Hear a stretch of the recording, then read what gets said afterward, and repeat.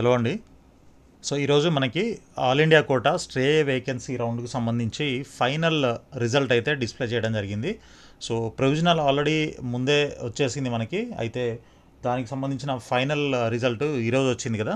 So దాంట్లో మొత్తం అసలు ఎంతమందికి సీట్ అలాట్ అయింది అని చూసినట్లయితే ఇక్కడ చూడండి, మనకి ఇది కంప్లీట్ లిస్ట్. 2798 మెంబర్స్కి సీటు అలాట్ చేయడం జరిగింది. అయితే మనకి స్టే వేకెన్సీ రౌండ్కి సంబంధించి ఎన్ని సీట్లు ఉన్నాయి ఇంతకుముందు యాక్చువల్గా మనం చూసినట్లయితే ఇది వేకెన్సీ క్లియర్ వేకెన్సీ రౌండ్ కదా. సో దీంట్లో ఆల్మోస్ట్ 2980 సీట్స్ అయితే ఉన్నాయన్నమాట. ఓకే, సో దీంట్లో నుంచి కొన్ని సీట్లు ఎలిమినేట్ చేశారు, ఐ మీన్ కొన్ని విత్డ్రా చేసుకున్నారనమాట.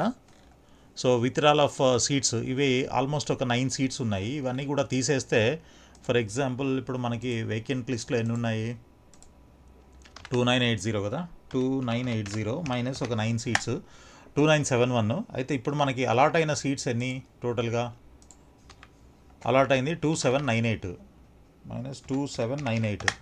సో 2789 సీట్స్ ఇప్పుడు sorry just a minute.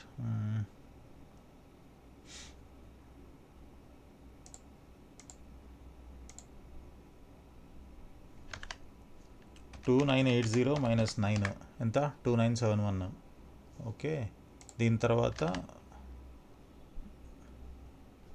2971 minus 2798. So 173 seats ఇంకా ఖాళీ ఉన్నాయి, మొత్తం ఫిల్ అవ్వలేదు. ఓకే, 173 సీట్లు అయితే ఖాళీగా ఉన్నట్టు తెలుస్తుంది. అయితే మరి దీనికోసం ఇంకొక రౌండ్ ఆప్షన్ మనకి ఛాన్స్ ఉంటుందా అంటే మేబీ ఉండొచ్చు అనే అనుకుంటున్నాము. సో కొంత ఛాన్స్ అయితే ఉంది, ఎందుకనంటే దీంట్లో కూడా అందరూ రిపోర్ట్ చేయకపోవచ్చు. ఓకే, ఇప్పుడు దీంట్లో ఎంతమందికి అయితే సీట్ అలాట్ అయిందో ఈ 2798 మెంబర్స్ ఎవరైతే ఉన్నారో వీళ్ళందరూ కూడా రిపోర్ట్ చేయకపోవచ్చు. ఎందుకు అని అంటే మేబీ వాళ్ళకి నచ్చని బ్రాంచ్లు కాలేజీలు కూడా ఏమన్నా వచ్చి ఉండొచ్చు. వాళ్ళు వదిలేస్తే మరి ఏమవుతుంది అని అంటే మేబీ ఇంతకుముందు అయితే ఈ ఒక కండిషన్ ఉండేది, సీట్ వదిలితే డిబార్ చేయడం ఇట్లాంటివి ఉండేది. బట్ ఈసారి అయితే మనకి అలాంటిది ఏమీ లేదు.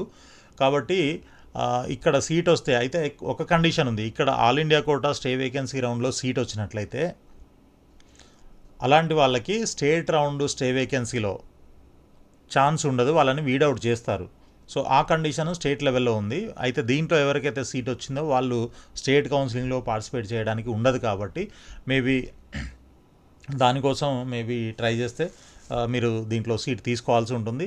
లేదు ఇది వదిలేసుకోవాలనుకుంటే వదిలేసినా పెద్ద నష్టమైతే లేదు, ఇన్ కేస్ మీకు వేరే దగ్గర సీట్ ఉన్నట్లయితే.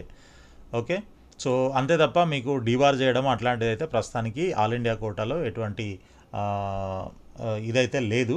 కాబట్టి దానివల్ల మీకు నష్టం అయితే లేదు. సో ఎవరైతే సీట్ అలాట్ అయిందో వాళ్ళందరికీ కూడా ముందుగా కంగ్రాచులేషన్స్.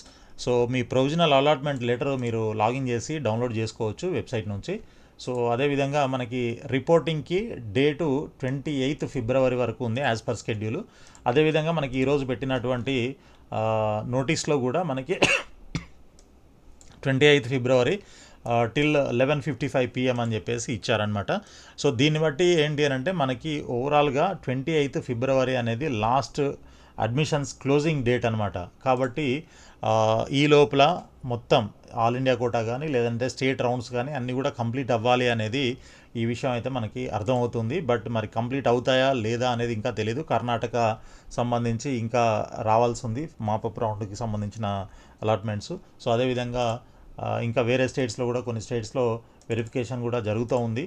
బట్ తెలుగు స్టేట్స్కి వచ్చేసరికి ఏపీలో competent authority quota and management quota నిన్న ఈరోజు స్టార్ట్ అయిపోయాయి stay vacancy web options. So ఇక తెలంగాణకు వచ్చి చూస్తే తెలంగాణలో ఇంకా మనకి స్టే వేకెన్సీకి సంబంధించినటువంటి వెబ్ ఆప్షన్స్ నోటిఫికేషన్ అయితే ఇంతవరకు రాలేదు. ఆంధ్రాలో మనకి స్టే వేకెన్సీ ముందు న్యూ రిజిస్ట్రేషన్స్ కోసం మళ్ళీ రీఓపెన్ చేయడం జరిగింది రిజిస్ట్రేషన్ ప్రాసెస్. మరి తెలంగాణలో చేస్తారా లేదా అనేది కూడా మనం వెయిట్ చేసి చూడాల్సి ఉంది. సో మ్యాక్సిమం ఒక 90-95% తెలంగాణలో కూడా రిజిస్ట్రేషన్ ఓపెన్ అయ్యే అవకాశం ఉంది. సో అలా ఇప్పటి వరకు రిజిస్టర్ చేసుకొని వాళ్ళు ఎవరైతే రిజిస్ట్రేషన్ కోసం వెయిట్ చేస్తున్నారో వాళ్ళందరికీ ఒక గుడ్ న్యూస్ అని చెప్పొచ్చు. సో అలాంటి అప్డేట్స్ ఏమైనా ఉన్నట్లయితే మీకు డైలీ అప్డేట్స్ అన్నీ కూడా రెగ్యులర్గా వస్తూ ఉంటాయి. కాబట్టి మన ఛానల్ని సబ్స్క్రైబ్ చేసి ఫాలో చేస్తూ ఉండండి. సో ఇకపోతే మనకి సరే ఈ ఇది రిమూవల్ ఆఫ్ సీట్స్ అనమాట. ఇది వదిలేద్దాం, ఇది పక్కన పెట్టేసి. సో మరి ఈ సీట్ అలాట్మెంటు జరిగింది కదా, సో అది ఎంతవరకు క్లోజ్ అయ్యాయి ర్యాంక్స్ అని ఒక్కసారి జస్ట్ ఒక గ్లాన్స్లో చూద్దాము.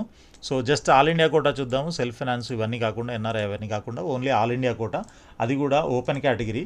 ఓకే, అన్ని కేటగిరీస్ కాదు, ఓపెన్ కేటగిరీ చూపిస్తాను మీకు.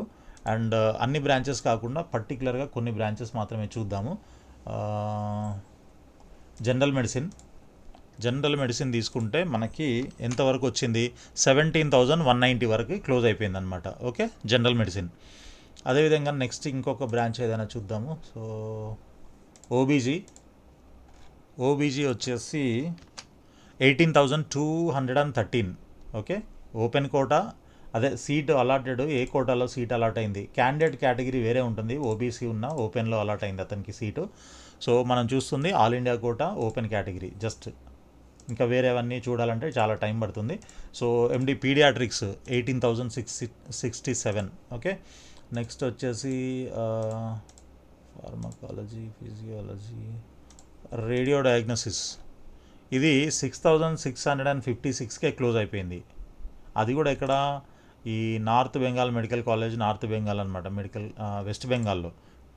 తర్వాత ఇక్కడ గవర్నమెంట్ మెడికల్ కాలేజ్ నిజామాబాద్ తెలంగాణలో 6,225కే క్లోజ్ అయిపోయింది. ఇవన్నీ కూడా ఇప్పుడు ఆల్ ఇండియా కోటా అంటే మనకి మొత్తం అన్నీ కూడా గవర్నమెంట్ కాలేజెసే ఉంటాయి కాబట్టి చాలా తక్కువ ర్యాంక్లోనే క్లోజ్ అయిపోతూ ఉంటాయి. సో అలా ఇంకొన్ని ఏమైనా ఉంటే చూద్దాము. సో ఈఎన్టీ 35,864 దాకా రావడం జరిగింది. తర్వాత జనరల్ సర్జరీ చూద్దాము. General surgery 24,781. Okay, so orthopaedics 23,502. Respiratory medicine 19,115.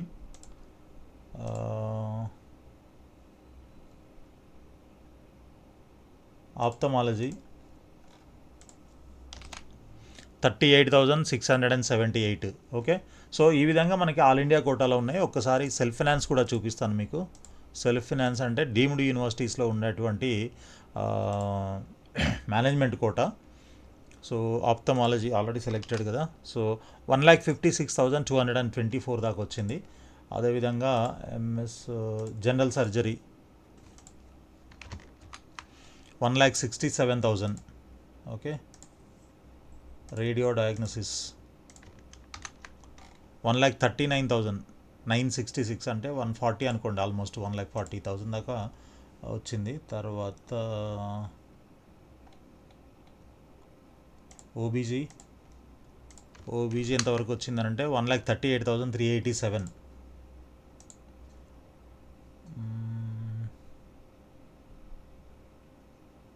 Paediatrics చూద్దాం. పీడియాట్రిక్స్ 1,47,000. ఇవన్నీ కూడా మేనేజ్మెంట్ కోటా అనమాట.